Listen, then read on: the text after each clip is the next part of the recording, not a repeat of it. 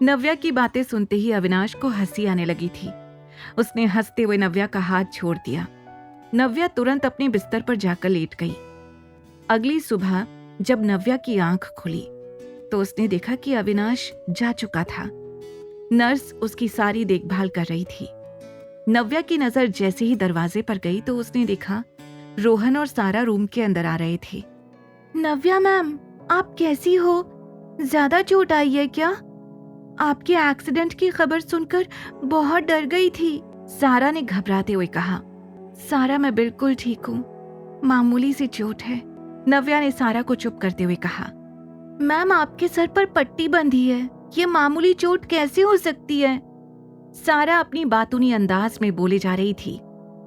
सारा, मैं सचमुच ठीक हूँ, ये बताओ कि तुम लोगों को कैसे पता चला कि मैं यहाँ हॉस्पिटल में हूँ? नव्या ने सारा और रोहन की तरफ देखते हुए पूछा। मैम, कल आप काम पर नहीं आई, इसलिए मैंने आपको कॉल किया तो एक आदमी ने फोन उठाया और उन्होंने बताया कि आप यहाँ पर हो। हम आपसे मिलने कल ही आना चाहते थे, लेकिन कल बहुत देर हो चुकी थी और हम आपको परेशान नहीं करना चाहते थे, इसलिए हम आज सुबह आए। रोहन की बात सुनते ही नव्या समझ गई वो आदमी अविनाश ही होगा। तभी सारा ने नव्या को सेब काट कर देते हुए कहा। मैम, हुआ क्या था? कैसे हुआ एक्सीडेंट? सारा, कार एक्सीडेंट था, घर लौटते वक्त कार टकरा गई थी। अच्छा रोहन, तुम्हारा काम कैसे चल रहा है? अभी डेली प्रैक्टिस चल रही है। Ma'am, I got the news yesterday that Floating Star is soon going to start working on cosmetic advertisements.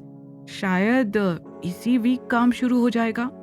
नव्या रोहन की बात सुनकर बहुत खुश हो गई थी। उसे यही डर लग रहा था कि उसकी गैर हाजिरी में कोई काम हाथ से ना निकल जाए। रोहन, ये हमारे लिए बहुत इम्पोर्टेंट टाइम है, तुम अपनी प्रैक्टिस पर ध्यान दो।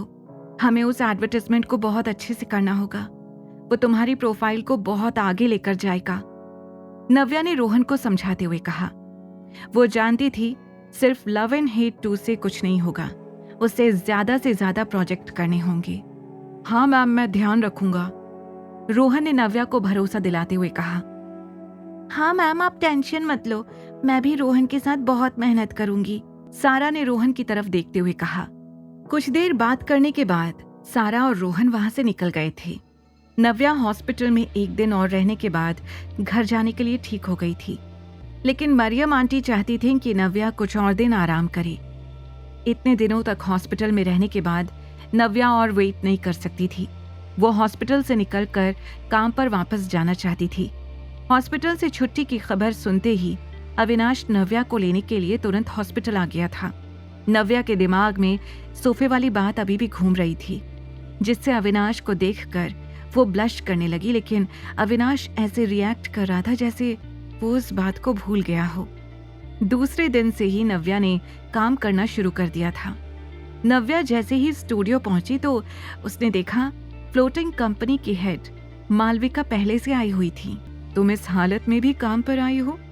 तुम्हारे काम के लिए, डेडिकेशन एंड हार्ड वर्क के लिए थैंक यू नव्या, मालविका ने नव्या के कंधे पर हाथ रखते हुए कहा।